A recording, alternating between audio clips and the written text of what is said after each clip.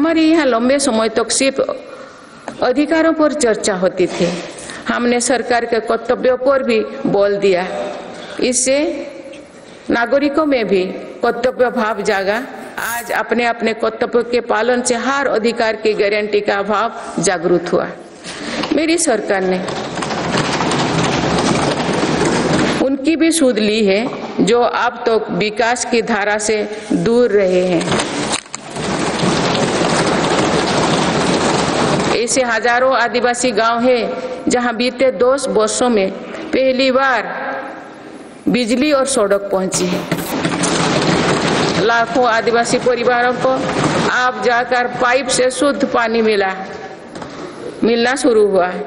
विशेष अभियान के तहत मेरी सरकार हजारों आदिवासी बहुल गांव में 4G इंटरनेट सुविधा भी पहुंचा रही है। बंधन केंद्रों की स्थापना और 90 से ज्यादा वन उपज पर MSP दिए जाने से आदिवासियों को बहुत लाभ हुआ है। मेरी सरकार ने पहली बार जनजातियों में भी सबसे पिछड़े जनजातियों को की सुध ली है। उनके लिए लगभग 24,000 करोड़ रुपया की PM जनमन योजना बनाई है। आदिवासी परिवारों में अनेक पीढ़ियां सिकल सेल एनीमिया में पीड़ित रही है। पहली बार इसके लिए राष्ट्रीय मिशन शुरू किया गया है। अब तक लगभग 1,40,00,000 लोग की जांच की हो चुकी है। दिव्यांगजनों के लिए भी मेरी सरकार ने सुगम्य भारत अभियान चलाए हैं। साथ ही भारतीय सांकेतिक भाषा में पाठ्य पुस्तकें उपलब्ध कराई है। ट्रांसजेंडर को समाज में सम्मानजनक स्थान दिलाने और उनके अधिकारों के संरक्षण हेतु भी कानून बनाए हैं। माननीय सदस्यगण, हमारे यहाँ विश्वकर्मा परिवारों के बिना दैनिक जीवन की कल्पना भी मुश्किल है। ये परिवार पीढ़ी दर पीढ़ी अपने कौशल को आगे बढ़ाते हैं, लेकिन सरकारी मदद के अभाव में हमारी विश्वकर्मा साथी बुरी स्थिति से गुजर रहे थे। मेरी सरकार ने ऐसे विश्वकर्मा परिवार को भी सुध ली है। अभी तक PM विश्वकर्मा योजना से 84 लाख से ज्यादा लोग जुड़ चुके हैं। रेहड़ी ठेले फुटपाथ पर काम करने वाले साथी भी दशकों से अपने हाल पर छोड़ दिए गए थे। मेरी सरकार ने PM स्वनिधि योजना द्वारा उनको बैंकिंग से जोड़ा। इस योजना के तहत अब तक 10,000 करोड़ रुपया से अधिक की राशि के ऋण दिया जा चुका है।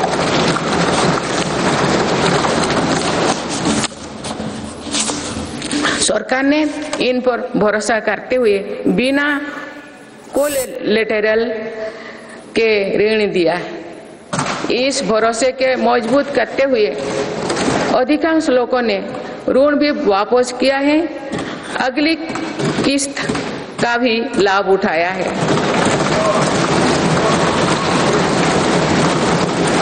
इस योजना के अधिकतर लाभार्थी दलित, पिछड़े, आदिवासी और महिलाएं हैं। माननीय सदस्यगण, सबका साथ, सबका विकास, सबका विश्वास और सबका प्रयास के मंत्र पर चल रही मेरी सरकार समाज के हर वर्ग को उचित अवसर देने में जुटी है।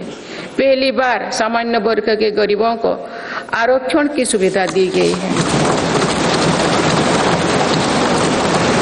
मेडिकल में ग्रेजुएशन और पोस्ट ग्रेजुएशन के लिए OBC के केंद्रीय कोटे के तहत दाखिले में 37% आरक्षण सुनिश्चित किया गया है। राष्ट्रीय पिछड़ा वर्ग आयोग को संवैधानिक दर्जा दिया गया है। मेरी सरकार ने बाबा साहेब आम्बेडकर से जुड़े 5 स्थानों को पंचतीर्थ के रूप में विकसित किया। आज देश भर में आदिवासी स्वतंत्रता सेनानियों के लिए समर्पित 10 संग्रहालय बनाया जा रहा है।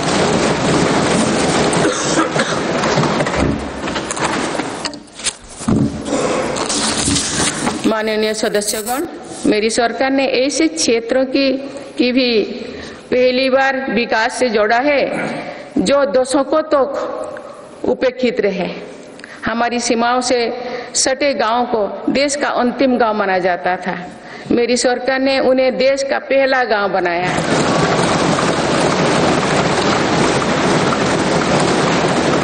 इन गांवों के विकास के लिए वाइब्रेंट विलेज प्रोग्राम शुरू किया है।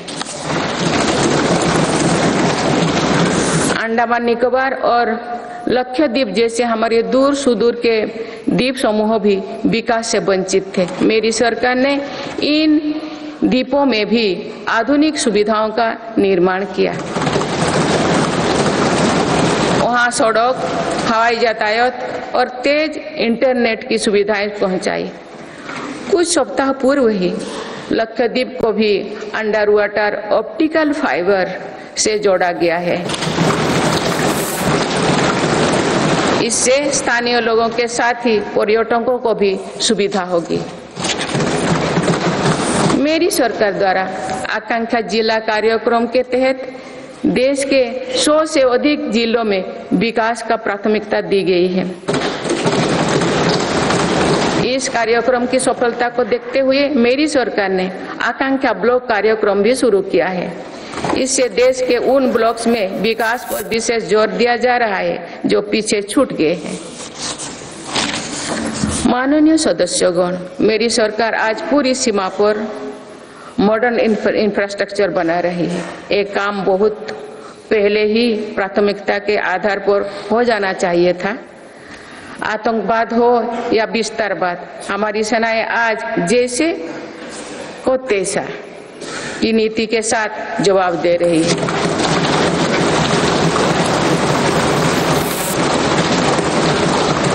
आंतरिक शांति के लिए मेरी सरकार के प्रयासों के सार्थक परिणाम हमारे सामने हैं। जम्मू कश्मीर में आज सुरक्षा का वातावरण है। आज वहां हड़ताल का सन्नाटा नहीं, भीड़ भरे बाजार की चल पहल है। नॉर्थ ईस्ट में अलगाववाद की घटना में भारी कमी आई है। अनेक संगठनों ने स्थायी शांति के तरफ कदम बढ़ाए हैं। नक्सलवाद से प्रभावित क्षेत्र घटे हैं और नक्सली हिंसा में भी भारी गिरावट हुई है। माननीय सदस्यगण, भारत के लिए ये समय आने वाली सदियों का भविष्य लिखने का है। हमारे पूर्वजों ने हजारों वर्षों की एक विरासत हमारे लिए छोड़ी है। अपने पूर्वजों की सौगातों का आज भी हम बड़े गौरव के साथ याद करते हैं। आज की पीढ़ी को भी ऐसा विरासत बनानी है जो सदियों तक याद रखी जाए। इसलिए मेरी सरकार आज एक बड़े विजन पर काम कर रही है। इस विजन में आने वाले 5 वर्षों का कार्यक्रम भी है। इसमें आने वाले 25 साल का रोड मैप भी है।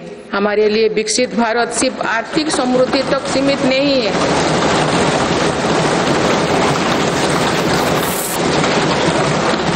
हमारे लिए विकास भारत सिर्फ आर्थिक समृद्धि तक सीमित नहीं है। हम सामाजिक, सांस्कृतिक और सामरिक ताकत को भी उतना ही महत्व देते हैं।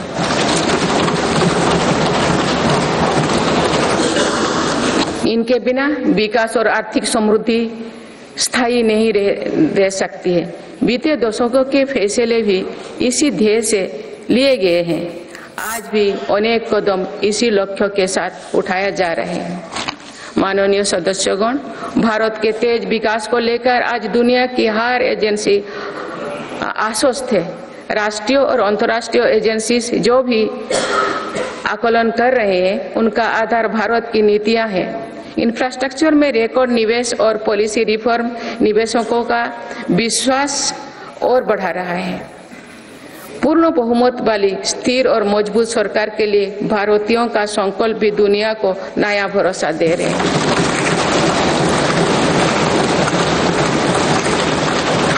आज दुनिया को विश्वास है कि भारत ही ग्लोबल सप्लाई चेन को सशक्त कर सकता है।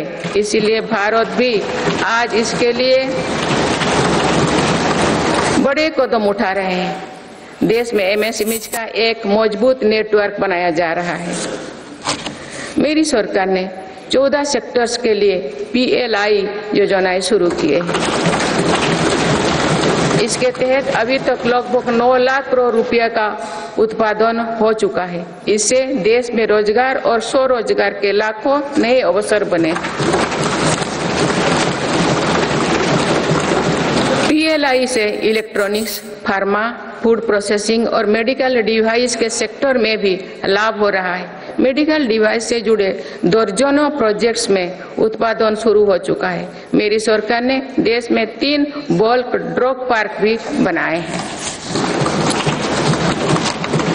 माननीय सदस्यगण, आज मेड इन इंडिया एक ग्लोबल ब्रांड बन चुका है। मेक इन इंडिया को लेकर आज दुनिया आकर्षित हो रही है। आत्मनिर्भर भारत के लक्ष्यों को दुनिया समझ रही है। आज दुनिया भर की कंपनियां भारत में नए सेक्टर्स को लेकर उत्साहित है। सेमीकंडक्टर सेक्टर में हो रहा निवेश इसका उदाहरण है। सेमीकंडक्टर सेक्टर से इलेक्ट्रॉनिक्स और ऑटोमोबाइल सेक्टर को भी बहुत लाभ होगा। मेरी सरकार आज ग्रीन मोबिलिटी को बहुत प्रोत्साहित दे रही है। बीते कुछ सालों में ही देश में लाखों इलेक्ट्रिक वाहनों का निर्माण हुआ है। अब तो हम भारत में ही बड़े हवाई जहाज की मैन्युफैक्चरिंग के लिए भी कदम बढ़ा चुके हैं। आने वाले समय में मैन्युफैक्चरिंग सेक्टर्स में करोड़ों नए रोजगारों का सृजन होगा।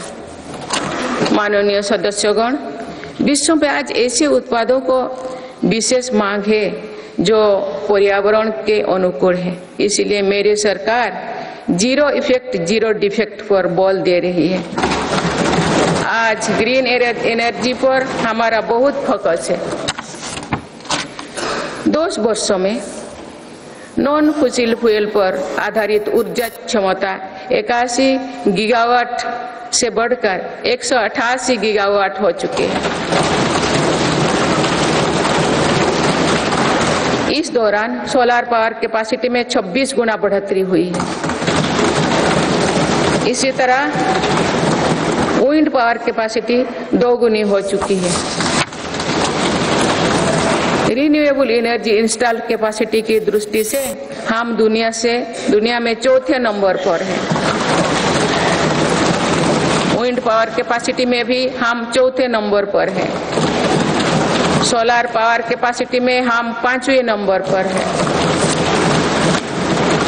भारत में 2030 तक अपनी स्थापित क्षमता का 50% नॉन फॉसिल फ्यूल में से भरा करने का लक्ष्य रखा है। बीते 10 वर्षों में 11 नए सोलर पार्क बन चुके हैं। 9 सोलर पार्क्स पर आज काम चल रहा है। कुछ दिन पहले ही घर की छत पर सोलर एनर्जी उपलब्ध कराने के लिए एक नई योजना घोषित की गई है।